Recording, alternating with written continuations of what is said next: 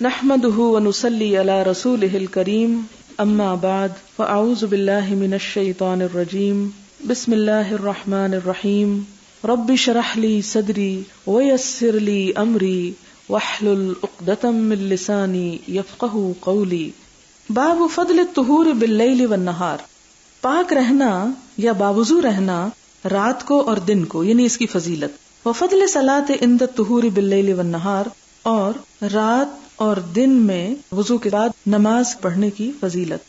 حدثنا اسحاق بن نصر حدثنا ابو اسامہ عن ابی حیان عن ابی زرع عن ابی ہریرہ رضی اللہ عنہ ان النبی صلی اللہ علیہ وسلم قال لبلال عند صلاۃ الفجر یا بلال حدثنی بارجع عمل عملته فی الاسلام. آپ صلی اللہ علیہ وسلم نے ایک دن فجر کی نماز کے وقت حضرت بلال سے پوچھا. کیا پوچھا؟ یا بلال، اے بلال، حدثنی مجھے بتاؤ،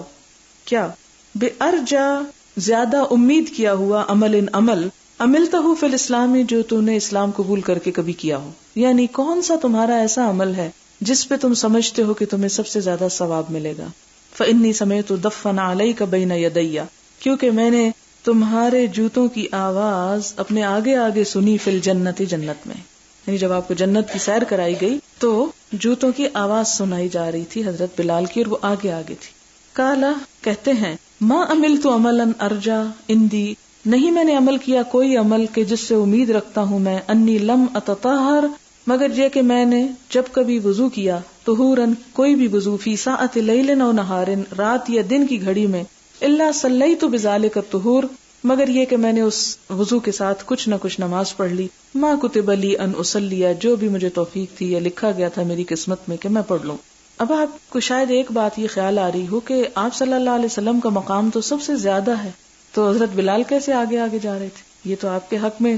کمی ہوتی. نہیں، یہ بات نہیں ہے. بات یہ ہے کہ حضرت بلال جو تھے وہ سفر میں، حضر میں آپ کے ساتھ رہا کرتے تھے، اور آپ کا سامان وغیرہ اٹھا کر آپ کے آگے آگے جایا کرتے تھے. تو جنت میں بھی اسی وجہ سے وہ ان کے آگے آگے چل رہے تھے، اور اس لیے بھی کہ وہ صرف آپ صلی اللہ علیہ وسلم کی یہ خدمت نہیں کرتے تھے بلکہ اس کے ساتھ ہی باوضو رہتے، اور جب بھی وضو کرتے تو تحیۃ الوضو پڑھ لیتے. اس نماز کو جو وضو کرنے پہ پڑھی جاتی ہے تحیۃ الوضو کہا جاتا ہے، یعنی وضو کے نفل. باب ما یکرہ من التشدید فی العبادہ، باب ما یکرہ جو ناپسند کیا گیا، من التشدید شدت برتنا، فی العبادت عبادت میں شدت برتنے کی ناپسندیدگی. حدثنا ابو معمر قال حدثنا عبد الوارث حدثنا عبد العزيز بن صہیب عن انس بن مالک رضی اللہ عنہ قال دخل النبی صلی اللہ علیہ وسلم، کہ نبی صلی اللہ علیہ وسلم داخل ہوئے، فاذا حبل ممدود، کہ دیکھا کہ ایک رسی باندھی ہوئی ہے، بین الساریتین، دو ستونوں کے درمیان، تنی ہوئی ہے یعنی لگی ہوئی ہے. فقالا، آپ نے پوچھا، ما ھذا الحبل، یہ رسی کیسی ہے؟ قالوا، تو کہا، ھذا حبل لزینب، یہ رسی زینب کی ہے. فاذا فترت تعلقت، جب وہ تھک جاتی ہے تو اس سے لٹک جاتی ہے. فقال النبی صلی اللہ علیہ وسلم، نبی صلی اللہ علیہ وسلم نے فرمایا، لا، نہیں، یعنی یہ طریقہ ٹھیک نہیں، حلوہ، کھول دو اس کو، لیصلی احدکم نشاطہ، چاہیے کہ تم میں سے ایک اپنی چستی کی حالت میں اور اپنی تر و تازگی کی حالت میں نماز پڑھے. فاذا فطر، اور جب تھک جائے، فلیقعد، تو چاہیے کہ بیٹھ جائے، آرام کرے، لٹکے نہ. قال وقال عبداللہ ابن مسلمہ عن مالک عن ہشام ابن عروہ عن ابیہ عن عائشہ رضی اللہ عنہا قالت کانت عندی امرأۃ من بنی اسد، میرے پاس بنو اسد کی ایک عورت تھی. فدخل علی رسول اللہ صلی اللہ علیہ وسلم، تو آپ صلی اللہ علیہ وسلم میرے پاس تشریف لائے. فقال من هذه، تو آپ نے پوچھا یہ کون ہے؟ قلت فلانہ، میں نے کہا وہ فلاں عورت، لا تنام باللیل، جو رات کو نہیں سوتی، یعنی وہ اس چیز میں مشہور تھی. تذکر من صلاتها، حضرت عائشہ اس کی نماز کا ذکر کر رہی تھی. فقال، تو آپ نے سن کے فرمایا، مہ، بس علیکم ما تطیقون من الاعمال، تم پہ لازم ہے کہ اتنا ہی عمل کرو جس کی تم طاقت رکھتے ہو. فإن اللہ لا یمل، کیونکہ اللہ نہیں تھکتا، حتی تملو، حتی کہ تم تھک جاؤ گے. یعنی جب کوئی تم عمل کرو تو ایسا نہ کرو کہ اکتا جاؤ، کیونکہ اللہ تعالیٰ نہیں تھک جائیں گے، تم تھک جاؤ گے. یعنی اتنا ہی کرو جو تمہاری استطاعت اور قدرت میں ہے. اس کا یہ مطلب بھی نہیں کہ اگر انسان کی استطاعت کسی کام کی ہے تو جان بوجھ کے اس میں سستی برتے. یہ سستی کے لیے دلیل یا جواز نہیں دیا جا رہا، یا مراد یہ کہ درمیانہ روی بہترین ہے. باب ما یکرہ من ترک قیام اللیل لمن کان یقومہ،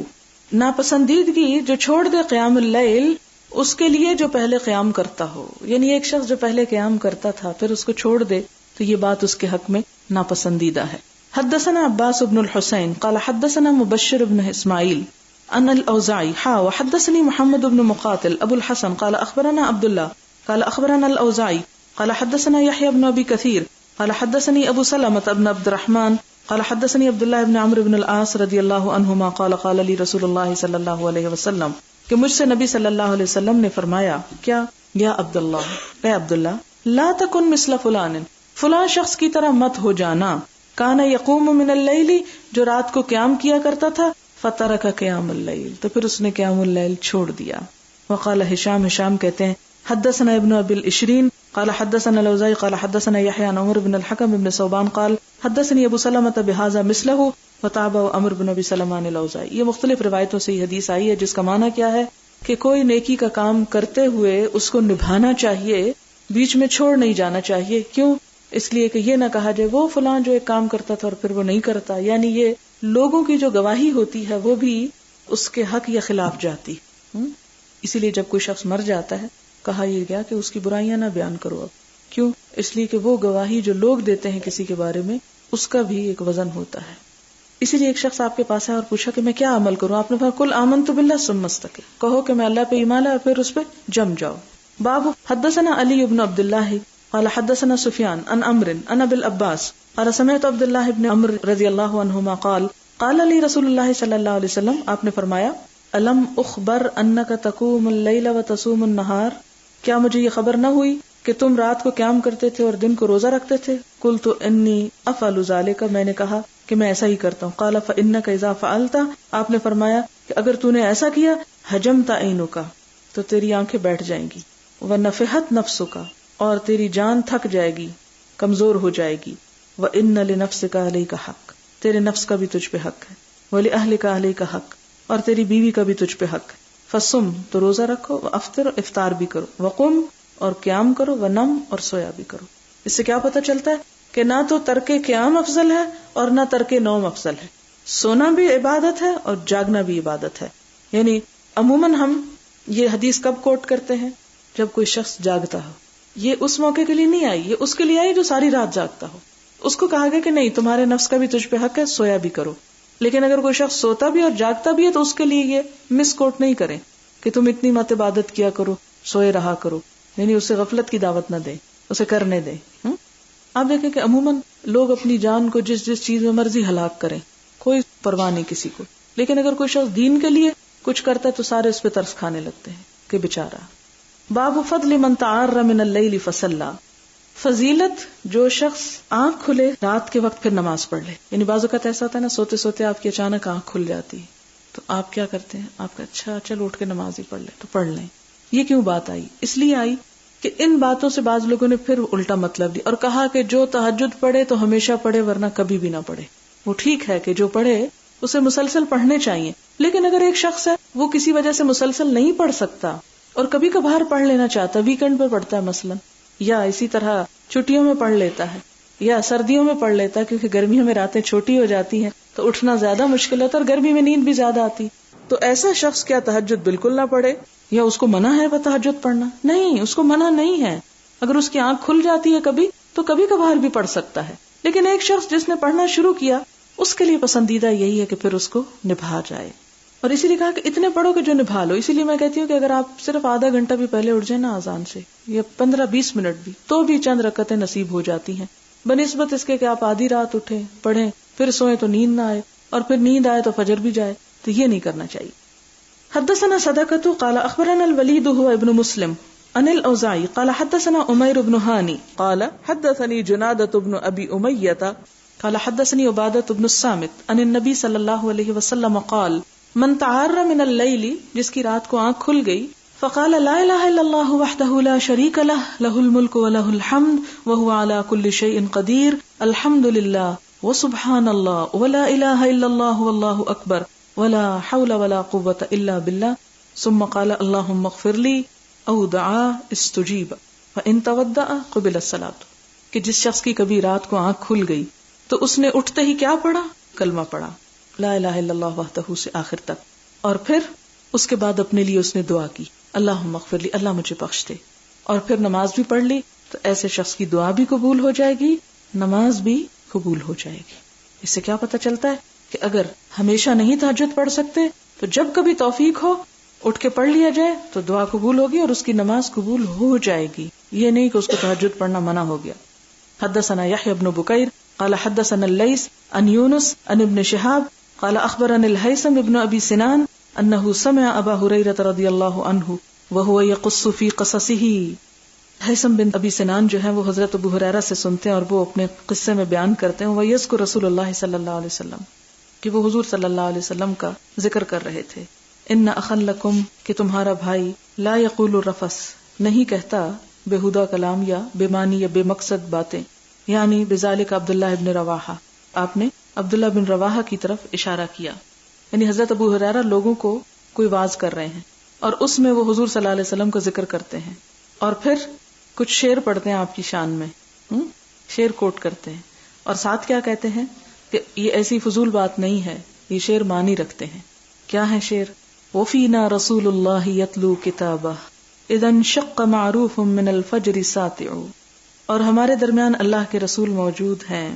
جو اس کی کتاب پڑھتے ہیں. کب؟ اذا انشق، جب صبح ہوتی ہے، من الفجر ساطع، فجر جو چمک والی ہوتی ہے. تو یہ یعنی نیکی اور خیر اور بھلائی کی باتیں ہم کو پڑھ کے سناتے ہیں. معروف اس لیے بیچ میں آیا. ارانا الہدی بعد العمی فقلوبنا، ارانا اس نے دکھائی ہم کو، الہدی ہدایت، بعد العمی اندھے پن کے بعد، فقلوبنا تو ہمارے دل، بہی موقنات اس پہ یقین کرنے والے ہیں، انما قال واقعو کہ جو کچھ آپ نے فرمایا وہ دل میں اترنے والا ہے. واقعو پڑھنے والا یعنی دل میں اترنے والا ہے. یبیت یجافی جنبہ عن فراشہ، وہ رات اس حال میں گزارتے ہیں کہ آپ کے پہلو بستر سے الگ ہوتے ہیں. اذا استثقلت بالمشرکین المضاجع، کہ جب مشرکین پر ان کے بستر بھاری ہو جاتے ہیں یعنی نیند ان کو زیادہ آتی ہے. یعنی ایک طرح سے فرق بتایا جا رہا ہے آپ صلی اللہ علیہ وسلم کے اخلاق، اعمال، طرز عمل کا اور مشرکین کا. تابع عقیل وقال الزبیدی اخبرنی الزہری عن سعید والاعرج عن ابی ہریرہ. حدثنا ابو النعمان قال حدثنا حماد بن زید عن ایوب عن نافع عن ابن عمر رضی اللہ عنہما قال رأیت على عہد النبی صلی اللہ علیہ وسلم کأن بیدی قطعۃ استبرق.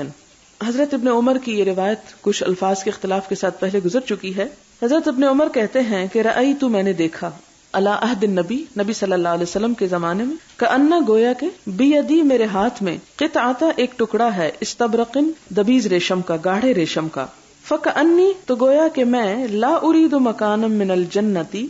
نہیں میں ارادہ رکھتا کسی جگہ کا جنت میں، الا طارت الیہ مگر وہ اڑا لیتا ہے، یعنی مجھ کو وہ اڑا لیتا ہے طرف اس کے. تارا یطیر طیر، طیر پرندے کو بھی اسی سے کہتے ہیں، یعنی مجھے وہ ٹکڑا اڑائے لیے جاتا ہے. ورأیت اور میں نے دیکھا کأن اثنین کہ دو لوگ اتیانی میرے پاس آئے، دو فرشتے مراد ہیں. ارادا ان دونوں نے چاہا، ان یذهبا بی الی النار کہ مجھے لے جائیں آگ کی طرف. فتلقاہما ملک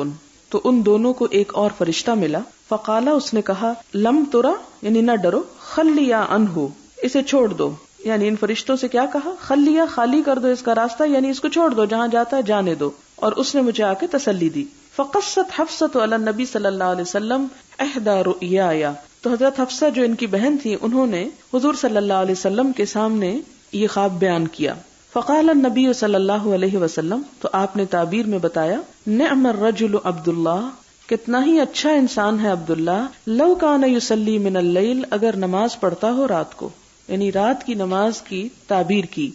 فکان عبداللہ تو تھے عبداللہ رضی اللہ عنہ یصلی من اللیل رات کو نماز پڑھا کرتے. وکانوا لا یزالون یقصون علی النبی صلی اللہ علیہ وسلم اور وہ ہمیشہ نبی صلی اللہ علیہ وسلم کو بیان کیا کرتے تھے، یعنی صحابہ کرام، الرؤیا اپنے خواب، یعنی جو رات کو خواب دیکھتے فجر کی نماز کے بعد کہا جاتا ہے کہ عموماً وہ خواب حضور کو سنایا کرتے. یقصون قصہ بیان کرنا، خواب بھی ایک کہانی بن جاتا ہے نا، اس لیے لفظ استعمال ہے.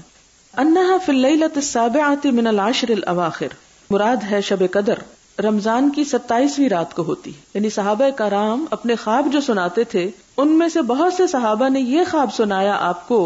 کہ انہوں نے خواب میں دیکھا ہے کہ شب قدر 27ویں رات کو ہو رہی ہے. فقال النبی صلی اللہ علیہ وسلم تو بہت سے لوگوں کا یہ خواب سن سن کے آپ نے فرمایا، ارا میں دیکھتا ہوں رؤیاکم کہ تمہارے خواب قد تواطأت فی العشر الاواخر کہ وہ متفق ہیں عشرۂ اخیر پر. فمن کان متحریھا، تو جو کوئی اسے تلاش کرنا چاہے، اس کا ارادہ کرے، فلیتحرھا من العشر الاواخر، تو چاہیے کہ وہ آخری عشرے میں اس کو تلاش کرے۔ اس میں آپ دیکھیں دو باتیں اکٹھی ہو گئی ہیں ایک ہی حدیث کے اندر۔ ایک بات تو یہ ہے کہ حضرت عبداللہ بن عمر نے ایک خواب دیکھا، اس خواب میں انہوں نے کیا دیکھا کہ ریشم کا ایک ٹکڑا ان کو جنت میں ہر جگہ گھما رہا ہے، سیر کرا رہا ہے۔ اتنے میں دو فرشتے آ کے پکڑ لیتے ہیں ان کو، اور وہ ان کو جنت کی بجائے جہنم کی طرف لے جانے لگتے ہیں، اور لے جا ہی رہے ہوتے ہیں کہ رستے میں ایک اور فرشتہ مل جاتا ہے، وہ کہتے ہیں اس کو چھوڑ دو، مت لے جاؤ۔ تو یہ خواب ان کے لیے پریشان کن تھی کہ جنت سے جہنم کی طرف جا رہا ہوں اور پھر ایک رستے میں فرشتے نے چھڑوا لیا مجھے، یہ کیا چیز ہے؟ خواب خود نہیں سنایا، اپنی بہن کو کہا، انہوں نے جا کے حضور صلی اللہ علیہ وسلم کو سنایا، تو آپ نے کیا تعبیر بتائی کہ رات کی نماز یعنی تہجد پڑھا کرو۔ اب اس سے آپ اندازہ لگائیں کہ حضرت عبداللہ بن عمر سے بڑھ کے آپ کو کوئی سنت کا متبع نظر آتا ہے؟ جتنا ابھی تک آپ پڑھ چکے ہیں ان سے بڑھ کے کسی کے اندر ایسا شوق نہیں ملتا، لیکن ان کو بھی یہ خواب دکھا کے کیا بتایا گیا کہ باقی سنتوں کا اتباع تو بہت اچھا ہے، لیکن ذرا سی اس میں اس نیکی کا بھی اضافہ کر لو۔ ایک اور بات یہاں سے یہ پتہ چلتی ہے کہ اگر نفل کی طرف توجہ دلائی جا رہی ہے تو کہاں یہ کہ ہم رات میں فجر کی نماز ہی چھوڑ دیں، یعنی رات کی نمازوں میں آتی ہے نا فجر کی نماز، رات کے دونوں کناروں پہ عشاء اور فجر، تو وہ چھوڑ دیں تو کیا حال ہوگا؟ اور پھر ہمارا مقام تو وہ نہیں، نہ ہم اتباع سنت میں اتنے آگے ہیں، نہ اتنی محبت ہے ہمارے دل میں حضور صلی اللہ علیہ وسلم کی۔ پھر آپ دیکھیں کہ دوسرا حصہ اس حدیث میں کیا آیا ہے کہ وکانو، کہ صحابہ کرام جو تھے، لا یزالون یقصون علی النبی صلی اللہ علیہ وسلم الرؤیا انہا فی اللیلۃ السابعۃ من العشر الاواخر، کہ صحابہ کرام میں سے بہت سے صحابہ نے آ کے شب قدر کے بارے میں 27ویں رات کی خواب بتائی،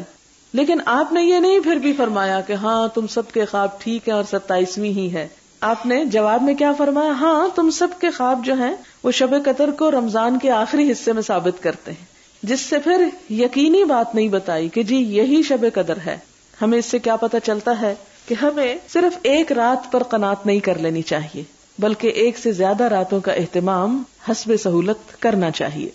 باب المداومۃ علی رکعتي الفجر، فجر کی 2 رکعتوں پر ہمیشگی، مداومت دائمی پڑھنا۔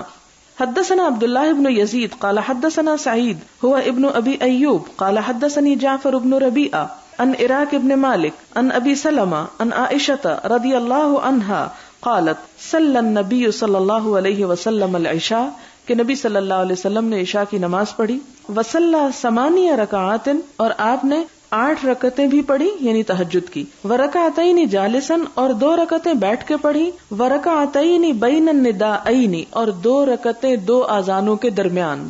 کیا مراد ہے؟ یعنی فجر کی اذان اور تکبیر کے درمیان، جو کہ سنت فجر بنتی ہے۔ ولم، اور اہم حصہ اس حدیث کا کیا ہے؟ ولم یکن یدعوہما ابدا، کہ آپ صلی اللہ علیہ وسلم ان 2 رکعتوں کو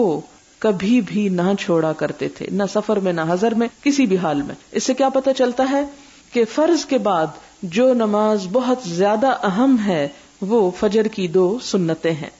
باب الزجعۃ علی الشق الایمن بعد رکعتي الفجر، باب الزجع، لیٹ جانا، علی الشق الایمن، دائیں جانب، بعد رکعتي الفجر، فجر کی 2 رکعتوں کے بعد، یعنی 2 رکعتوں کے بعد اگر کوئی شخص تھوڑی دیر کے لیے لیٹ جاتا ہے، مثلا ایک شخص نے تہجد میں 2 گھنٹے گزارے، پھر صبح کی اذان ہو گئی، سنتیں پڑھی، ابھی انتظار ہے کہ فجر کی فرض نماز ہو، تو اتنی دیر میں وہ تھوڑی دیر ریسٹ کر لے تو اس کی اجازت ہے۔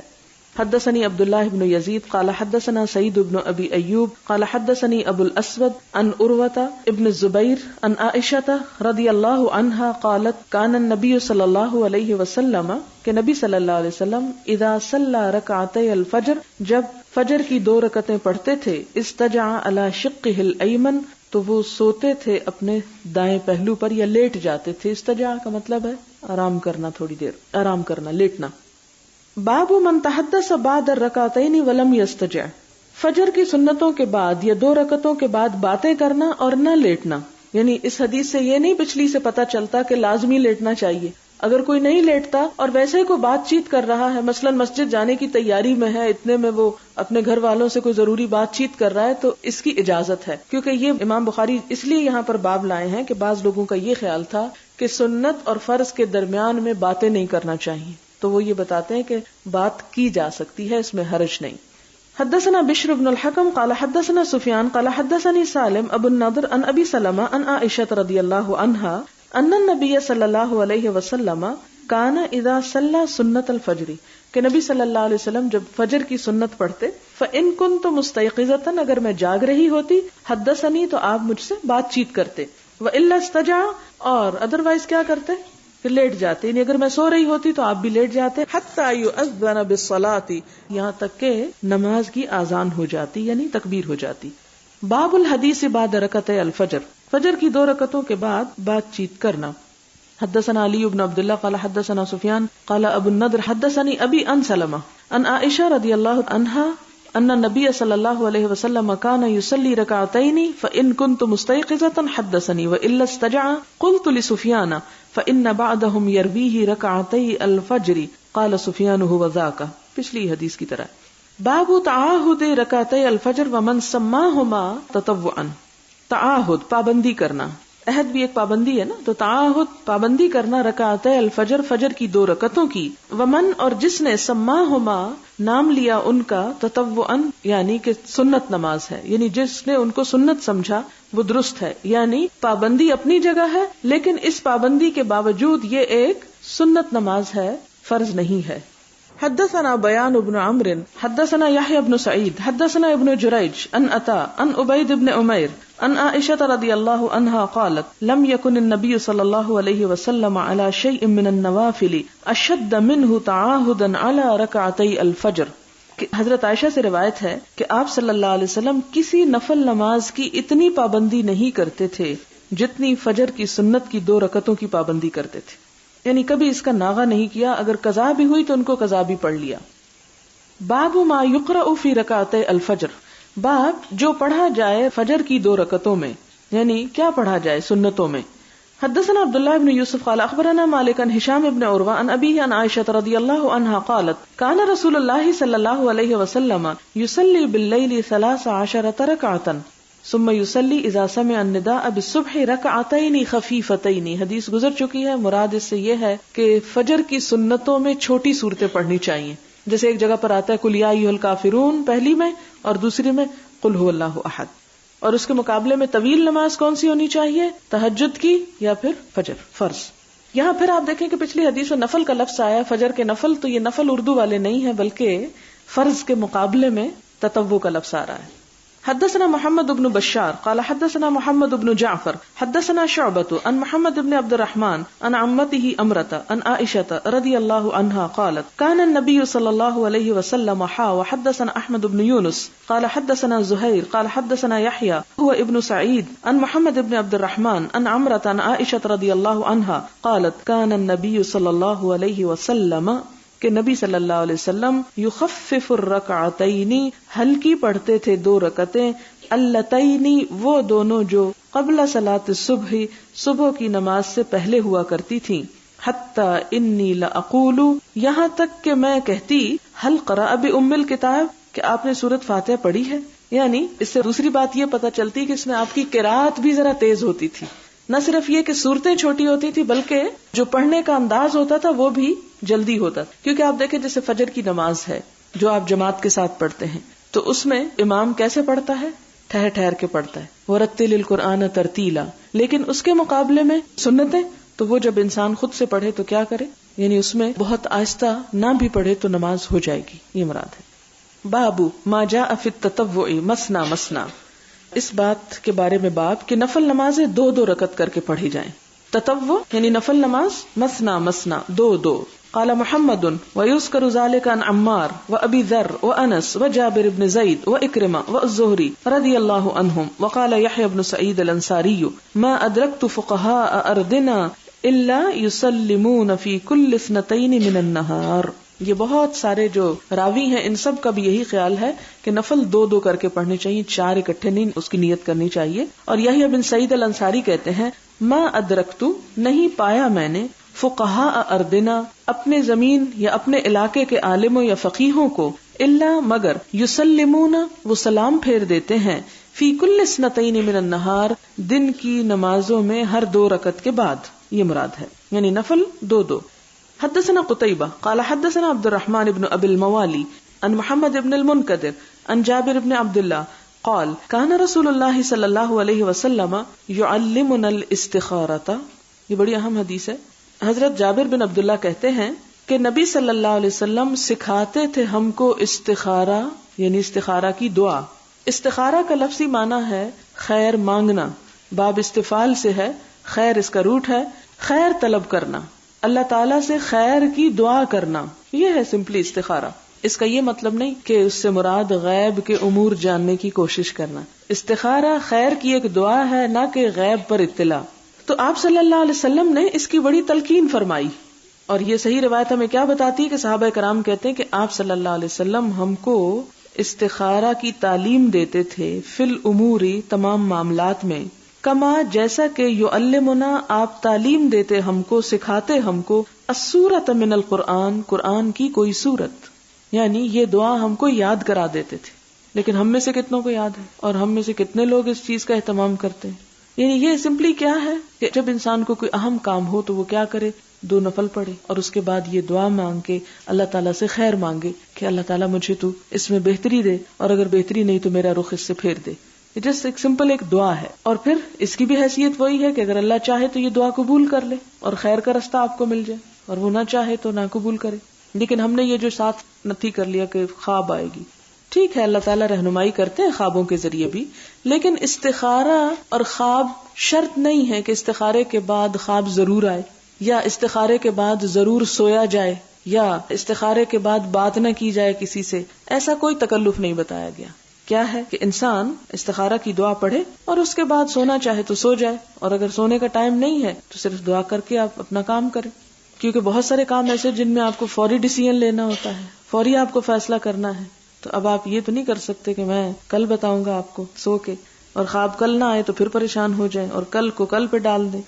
کیا تھی استخارہ کی دعا؟ آپ فرماتے اذا ہم، جب ارادہ کرے، ہم ارادہ، احدکم تم میں سے کوئی ایک، بالامر کسی کام کا، فلیرکع تو چاہیے کہ رکعتیں پڑھے، رکعتین 2 رکعتیں، من غیر الفریضۃ فرض نماز کے علاوہ، یعنی نفل نماز پڑھے. ثم لیقل پھر چاہیے کہ کہے اللہم انی استخیرک بعلمک واستقدرک بقدرتک واسألک من فضلک العظیم فإنک تقدر ولا اقدر وتعلم ولا اعلم وانت علام الغیوب. اللہم ان کنت تعلم ان هذا الامر خیر لی فی دینی ومعاشی وعاقبت امری او قال عاجل امری وآجلہ فاقدره لی ویسرہ لی ثم بارک لی فیہ وان کنت تعلم ان هذا الامر شر لی فی دینی ومعاشی وعاقبت امری او قال فی عاجل امری وآجلہ فاصرفہ عنی واصرفنی عنہ واقدر لی الخیر حیث کان ثم اردنی بہ. قال ویسمی حاجتہ، قال کہا، اور یسمی نام لے، حاجتہ اپنی حاجت کا. کہاں پر نام لے؟ یعنی امر کے بارے میں، جہاں امر کا لفظ آتا ہے.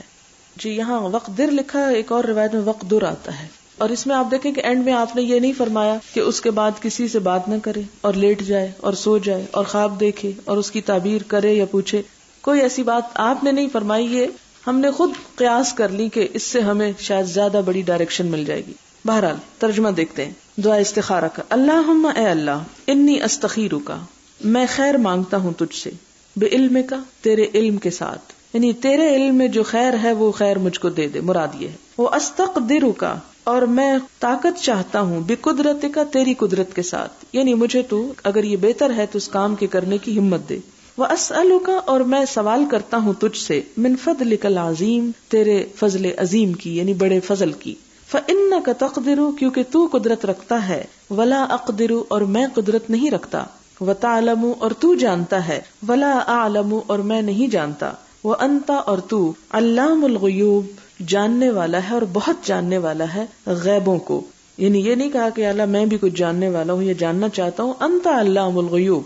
اللہم اے اللہ، ان کنتا اگر تو تعلم جانتا ہے، ان ھذا الامر کہ یہ کام خیر لی بہتر ہے میرے لیے، فی دینی و معاشی میرے دین اور میری معاش کے بارے میں یعنی دنیا مراد ہے، وعاقبت امری اور میرے آخری انجام کے بارے میں یعنی انجام کار کے اعتبار سے مراد ہے، عاقبت انجام امری میرے کام کا، تو یہ مراد صرف آخرت نہیں ہے، مراد ہے انجام کار کے بارے میں تو جانتا ہے، کیونکہ دین اور دنیا اور انجام کار سے مراد دونوں ہو سکتے ہیں کہ اس کام کی بھلائی بھی اور آخرت کے لحاظ سے بھی یہ کام میرے لیے بہتر ہے۔ او قالا یا آپ نے فرمایا عاجل امری، عاجلی جلدی، امری میرے معاملے کی، و عاجلی ہی اور اس کی دیری، یعنی اس کام کا جو جلدی سامنے آنے والا نتیجہ ہے وہ، اور جو بعد میں یعنی لیٹر آن آخرت مراد ہے، پھر فقدرہ لی تو اسے میرے مقدر میں کر دے، میری تقدیر کا حصہ کر دے اس کو، یعنی اگر آپ سمجھتے ہیں کہ یہ کام میری دین دنیا اور انجام کار کے لحاظ سے بہتر ہے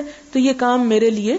آسان کر دیں، ویسرہ لی اور اس کو آسان کر دیجئے میرے لیے، ثم پھر بارک برکت دیجئے لی میرے لیے فیہ اس میں، وان کنتا اور اگر آپ تعلم جانتے ہیں کہ ان ھذا الامر یعنی ان جو ہے کہ اگر یہ کام، یہ نہیں کہ اگر آپ جانتے ہیں، مراد یہ اللہ تو جانتے ہی ہیں کہ اگر یہ کام میرے لیے شر لی برا ہے میرے لیے، فی دینی و معاشی و عاقبت امری میری دین دنیا اور انجام کار میں، او قال فی عاجل امری و آجلہ اور اس کا بھی یہی معنی بنتا ہے کہ موجودہ وقت میں اور آخری وقت میں یا بعد میں، آجل یعنی لیٹر آن، فصرفہ انی تو اس کو مجھ سے دور کر دے، پھیر دے اس کو مجھ سے، وصرفنی عنہ اور مجھے پھیر دے اس سے، یعنی اس چیز کو مجھ سے دور کر دے اور اس سے میرا منہ موڑ دے، وقدر لی الخیر اور مقدر کر دے میرے لیے بھلائی کو، حیث کان جہاں بھی وہ ہے، ثم ارضنی بہ